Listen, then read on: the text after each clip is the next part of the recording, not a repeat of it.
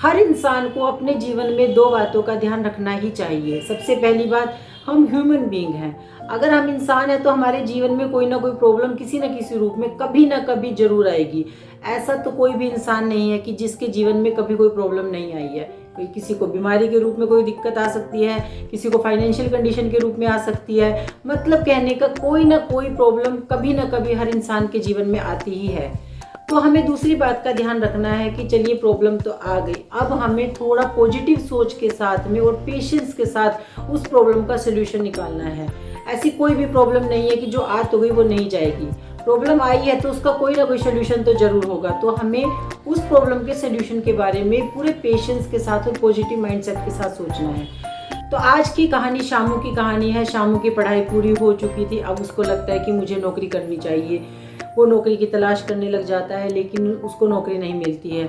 ऐसे करते करते टाइम बीतता चला गया। अब उसके पास जो पैसे थे वो भी ख़त्म हो गए थे। अब एक दिन क्या होता है, वो पूरा दिन भूखा रहता है। भूखा रहते रहते वो नौकरी की तलाश करता है, पर उस दिन भी उसे नौकरी नहीं मिलती है। वो भूख से तड़प रहा था। उसको ऐसा लगता था कि जैसे मैं भूख से मर ही जाऊँगा। फिर वो सोचता है, वो हिम्मत हार जाता है। वो फैसला लेता है कि अब मुझे आत्महत्या, अपना सुसाइड कर लेनी चाहिए। मैं भूख से धीरे धीरे करके मरूंगा, इससे तो अच्छा है कि मैं एक ही बार में मर जाता हूँ। ऐसे सोचते सोचते इन्हीं ख्यालों के साथ वो जंगल की तरफ निकल जाता है।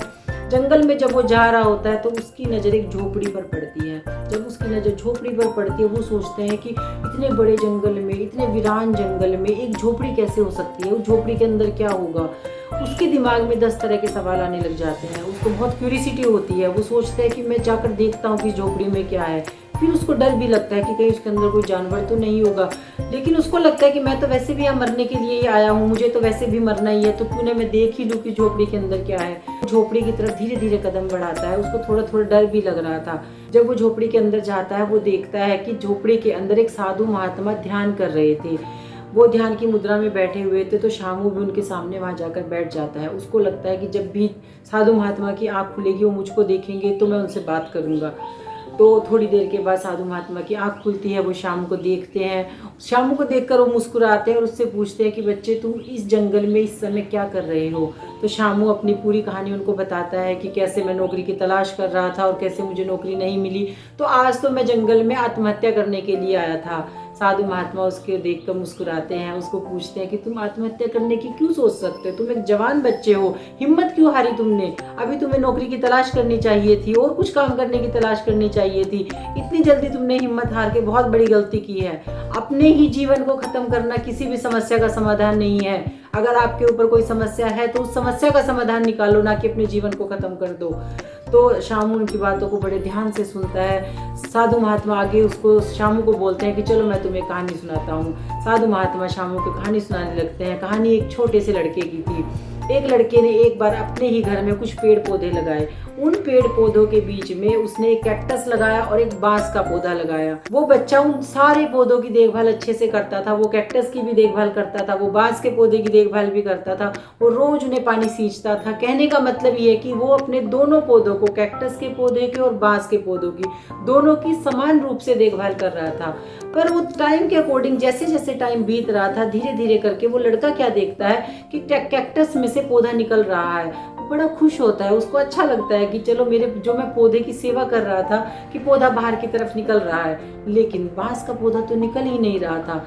कुछ दिनों के बाद फिर ऐसे करते करते वो देख रहा था कि कैक्टस का पौधा तो ग्रो कर रहा है, वो बड़ा हो रहा है, लेकिन बांस का पौधा तो निकल ही नहीं रहा है, वो बड़ा क्यों नहीं हो रहा है। लेकिन फिर भी उसने हिम्मत नहीं हारी। उसने ये सोचा कि मुझे तो कैक्टस के पौधे की देखभाल तो करनी ही है, तो क्यों ना मैं साथ साथ बांस के पौधे की भी देखभाल करूं। ऐसे करते करते वो दोनों पौधों की देखभाल करता रहा। धीरे धीरे करके टाइम बीतता चला गया। फिर उसने देखा कि एक दिन बांस के पौधे में से भी एक छोटा सा उसे पौधा दिखाई दिया। फिर वो बहुत खुश हुआ। उसे लगा कि चलो अब बांस के पौधे में से मुझे थोड़ा सा एक उसका रूप दिखाई दिया ऊपर, तो अब तो ये बड़ा हो ही जाएगा। फिर धीरे धीरे करके वो क्या देखता है कि बांस का पौधा तो एक दिन इतना बड़ा हो गया, वो कैक्टस के पौधे से भी ज़्यादा बड़ा हो गया। वो बहुत खुश होता है। तो ऐसा क्यों हुआ? क्यों वो बच्चा, वो लड़का दोनों पौधों की सेम देखभाल कर रहा था, दोनों को सेम टाइम पे पानी दे रहा था, दोनों को सेम टाइम पे धूप दिखा रहा था। उसके बाद भी एक पौधा तो बहुत जल्दी ग्रो हो गया और दूसरे पौधे ने इतना टाइम क्यों लिया। और जब टाइम लिया तो वो इतना बड़ा बन गया कि एक विशाल पेड़ के रूप में वो बाहर निकल कर आया। बांस का पेड़ जो था वो एक बहुत ही विशाल पेड़ बन गया। तो महात्मा जी शामू को बोलते हैं, तुमने इस कहानी से क्या सीखा? शामू को कुछ भी समझ नहीं आता है कि मैंने क्या सीखा, क्योंकि जब बच्चे की तो कोई गलती नहीं थी, बच्चा तो दोनों में सेम टाइम पे पानी दे रहा था, धूप दिखा रहा था, उसके बाद एक पौधा हो गया, एक पौधा थोड़ी देर बाद हुआ, तो इससे हमें क्या सीखने को मिलता है? तो महात्मा जी शामू को बोलते हैं, इसका मतलब ये था कि एक पौधा तो बहुत जल्दी ग्रो हो गया, दूसरा पौधा अगर देर से ग्रो हुआ तो इसका मतलब ये था कि वो जमीन के नीचे अपनी जड़ें फैला रहा था। जब जमीन के नीचे उसने अपनी जड़ों की पकड़ मजबूत कर ली, उसके बाद वो ऊपर निकल के आया और फिर वो ऊपर एकदम से फैलता चला गया। तो इस ऐसे ही हर इंसान को करना चाहिए। प्रॉब्लम्स तो आएंगी, लेकिन अपने स्किल को डेवलप करना चाहिए। अगर आपको किसी भी चीज़ में फेलियर मिल रहा है तो आपको देखना है कि मेरे अंदर और क्या कमी है, ना कि आपको ये सोचना है कि मुझे आत्महत्या कर लेनी चाहिए। आपको ये सोचना है कि मेरे अंदर कुछ तो कमी है, मुझे उसको इम्प्रूव करना है। तो जैसे कि बांस के पेड़ ने अपनी जड़ें नीचे फैलाई, पहले उसको मजबूत किया, अपनी जड़ों को मजबूत किया, ऐसे ही आपको अपनी स्किल्स को बढ़ाना है। टाइम टाइम पे आप ये देखिए, अगर मेरे किसी चीज़ में फेल हुआ तो मुझे कुछ और अपने अंदर इम्प्रूवमेंट लेकर आना है। जैसे जैसे आप अपनी स्किल को इम्प्रूव करते जाएंगे, अपनी जड़ों को फैलाते जाएंगे, ऐसे ही आप एक दिन निखर जाएंगे और आप इतने विशाल बन जाएंगे कि आपको देखकर दुनिया हैरान हो जाएगी। आपकी स्किल्स को देखकर आप दुनिया हैरान हो जाएगी।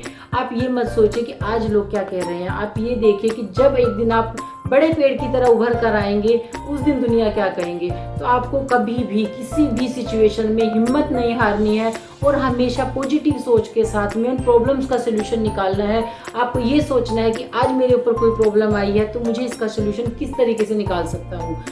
अगर आप पूरी हिम्मत के साथ, पूरे पॉजिटिव सोच के साथ, पूरे पेशेंस के साथ उस प्रॉब्लम के ऊपर काम करेंगे, अपने स्किल को इम्प्रूव करते चले जाएंगे, तो एक दिन जो आपके अंदर बदलाव आएगा वो दुनिया के लिए बहुत ही आश्चर्यजनक होगा। अगर आपको कहानी अच्छी लगी हो तो कहानी को लाइक जरूर करें, सबके साथ शेयर करें और कमेंट करके मुझे बताइए कि आपको कहानी कैसी लगी।